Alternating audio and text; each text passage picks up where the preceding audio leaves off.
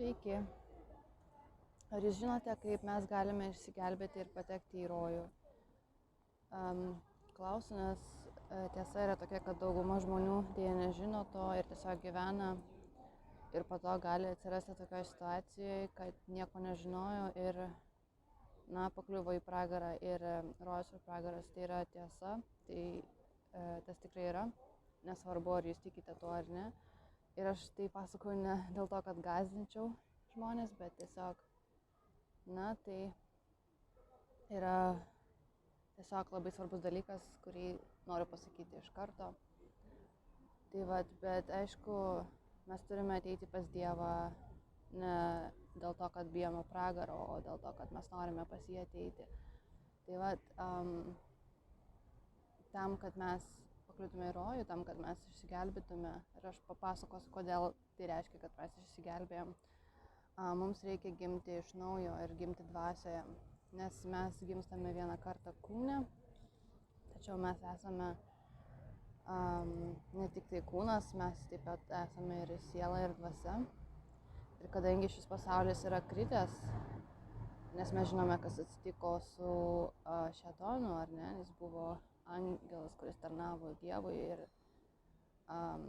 norėjo tapti Dievu ir buvo išmestas iš rojaus ir po to apgavo Ievą ir mes žinome, kad jiem teko išeiti iš rojaus Adamui ir Ievai. Šiuo metu pasaulis yra kritęs ir visi gimsta toje kritusioje dvasioje, kur yra visokie demonai ir taip toliau. Ir tam, kad mes išeitume iš to, mums reikia gimti dvasioje. Apie tai sako Jėzus ir apie tai yra parašyta Biblijoje.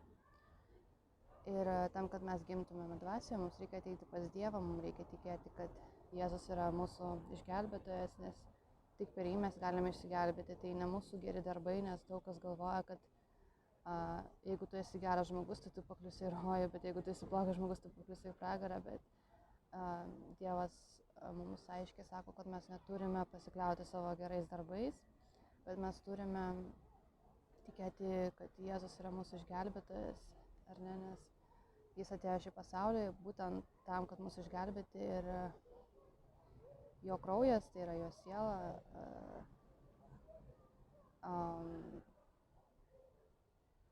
ir išgelbėjo mus. Ta prasme, tas tikėjimas mus sujungia, nes kai mes ateinam pas Dievą, jisai dovanoja mums šventą dvasią ir pradeda dirbti viduje. Ir tuo metu, kaip sakiau, tie visi demonai, ar ne, ir visokie dalykai, Dievas pradeda dirbti mūsų viduje ir tiesiog mes pasikeičiam netgi kaip žmonės, nes neužtenka tik tai, kaip daug kas irgi galvoja, kad gali nueiti į bažnyčią, tiesiog pasikrikštyti ar ten kažkokią ceremoniją, kad praeiti ir viskas.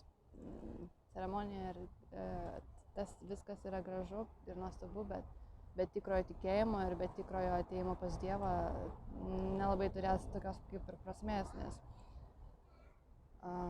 labai yra svarbu tikėti ir savo tą tikėjimą pagrįsti savo tuo, kaip mes gyvename, ar ne?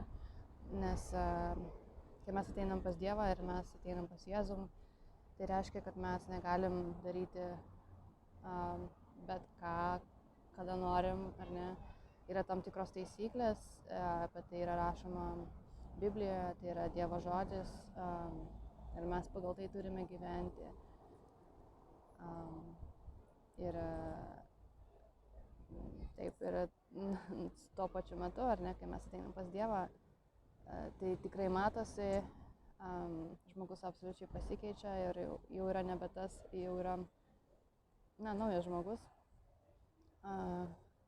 Ir Dievas pradeda veikti mūsų gyvenime ir mūsų gyvenime turi vesti šventoji dvasia, o ne kažkokia logika ar išskaičiavimai, ten pasauliniai kažkokie dalykai, nes kiekvienas gyvenimas yra skirtingas ir viskas yra labai taip skirtinga ir viskas priklauso nuo Dievo.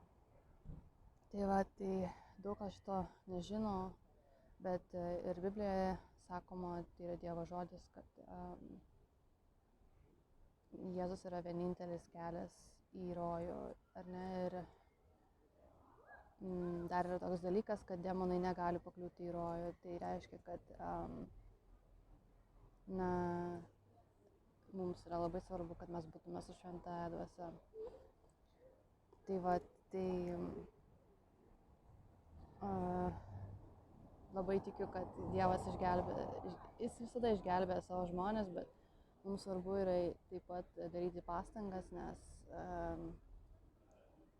aišku, jis duoda mums stiprybės, kantrybės ir visko, nes ne visada kelias yra lengvas, bet ir jis tikrai yra to vertas ir mums taip pat yra labai svarbu turėti tą santykį su Dievu, nes apie tai irgi yra sakoma Biblijoje. Aišku, ne dėl to, kad mes turime bijoti, nes ten tas pats, kaip ir sakiau, bus žmonės, kurie ateis pas Dievą ir sakys, kad mes darėme gerus darbus ir mes darėme egzorcizmą Jėzaus vardu, ar ne, bet Dievas sakys, aš tavęs nežinau ir išvarys, nes šitie žmonės nori tik tai pasikliauti savo gerais darbais ir absoliučiai nenorėjo Dievo, ar ne. Tai, ir dažniausiai tas yra, nes žmonės galvoja, kad kaip iš kažkokio išsiskaičiavimo, ar ne, kad jeigu kažką gero padarys, tai gaus kažką iš Dievo. Tai nėra tyra, tai nėra taip, kaip turi būti, ar ne, tai turi ateiti iš tyros širdies ir aišku, mes visi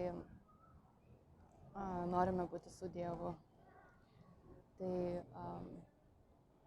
yra toks dalykas, taip, kad mums reikia turėti tą santykį, patiems sužinoti, koks jis yra, su juo bendrauti, tai yra labai svarbu turėti tą ryšį.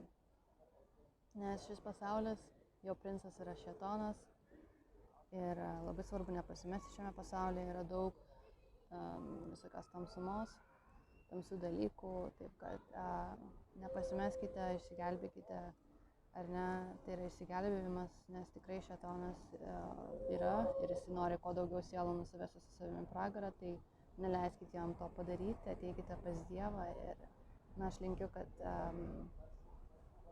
viskas būtų kuo puikiausia.